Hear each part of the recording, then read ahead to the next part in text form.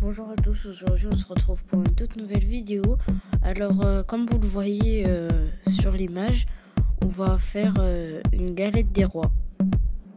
Avant de commencer, j'aimerais vous dire un grand merci pour les 150 abonnés. On se retrouve tout de suite pour voir les ingrédients. Pour cette recette, on aura besoin de 3 œufs, un jaune d'œuf,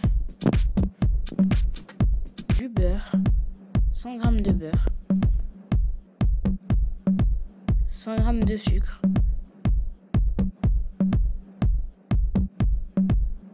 deux pâtes feuilletées, 100 g de poudre d'amande.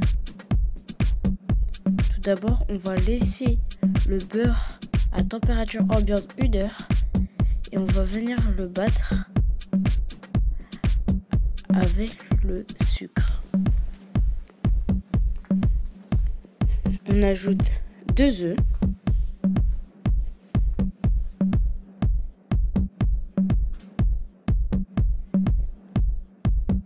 on bat tout ça. Je tiens à dire, l'autre œuf et l'autre jaune d'œuf, c'est pour dorer la pâte. On ajoute les 100 g de poudre d'amande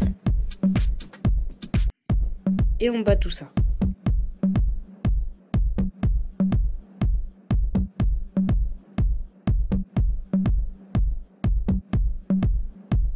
Une fois que notre mélange est bien homogène, cela veut dire que nous avons obtenu notre frangipane.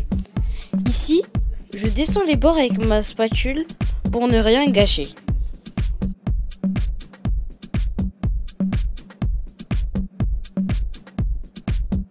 Je viens remixer car il restait un peu de sucre, de poudre d'amande dans les côtés. Du coup, je mixe le tout et on voit bien que la frangipane est prête.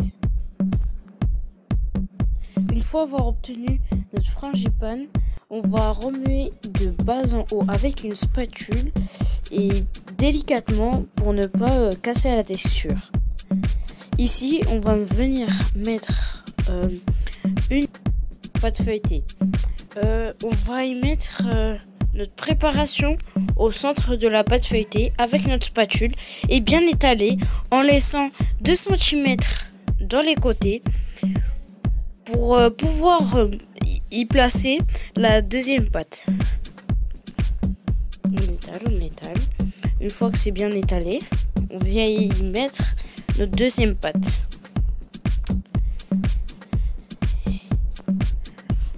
On vient bien coller les bords et avec les 2 doigts, on va appuyer sur les 2 cm ou 1 cm qu'on a laissé.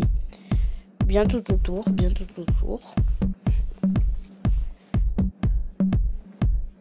Une fois que c'est fait, on va venir prendre le couteau. Ici, on va venir prendre le couteau et on va faire de petites entailles là où on a mis nos doigts.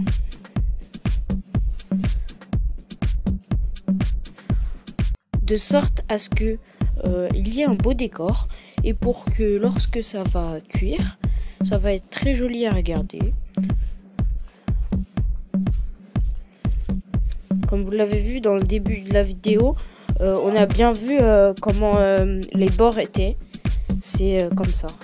Alors ici, on va venir faire des petits trous pour ne pas que ça gonfle beaucoup et ça explose. On va faire des toutes petites entailles avec le couteau, juste de petites, tout autour. Dans un bol, on va venir mettre un œuf, notre œuf et le jaune d'œuf pour dorer la pâte. Ici, on va mélanger les deux. On va mélanger. Et on va prendre un pinceau à cuisine. On va étaler notre œuf et notre jaune d'œuf partout sur la pâte.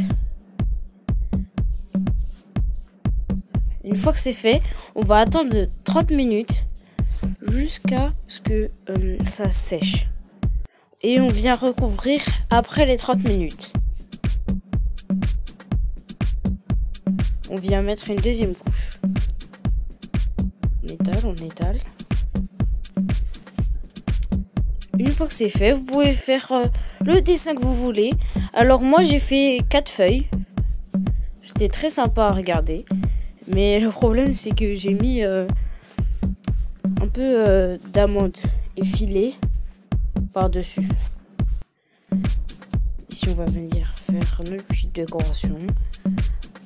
Alors sur la caméra on voit pas très bien, mais en fait on a bien 4 feuilles. C'est juste que sur la caméra, on voit pas très bien. On voit même pas du tout, si je peux dire. Je viens faire les petites branches qu'on voit sur les feuilles. Enfin, branches. Je sais pas comment on appelle ça. On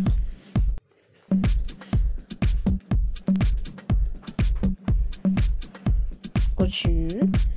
Jusqu'à ce que notre décoration soit très jolie à regarder.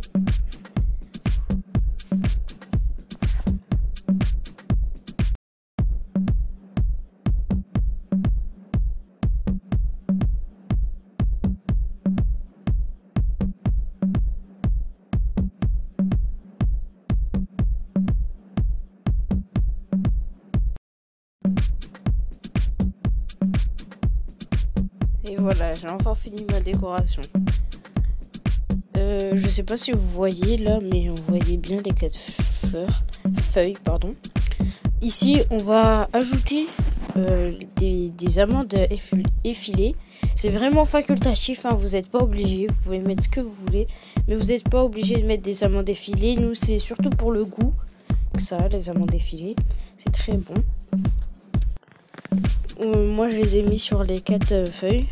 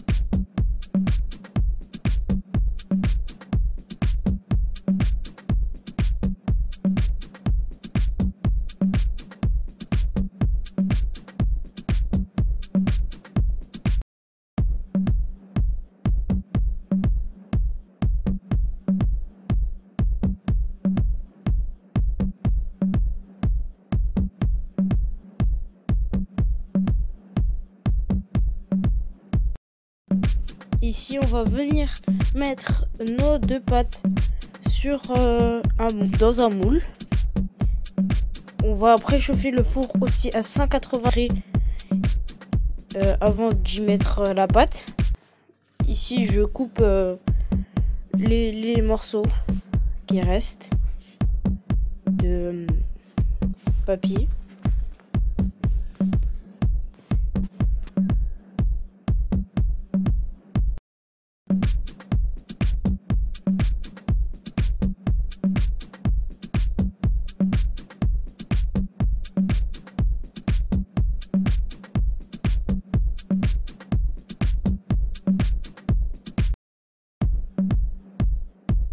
Et on va enfin venir mettre notre préparation au four qu'on a déjà préchauffé à 180 degrés. Au bout de 15 minutes, on va descendre le four à 150 degrés et enfin, on a obtenu notre galette. Bonne dégustation et n'oubliez pas de vous abonner, mettre un petit like, un petit pouce bleu, la cloche de notification. Je vous dis à très bientôt pour de nouvelles recettes.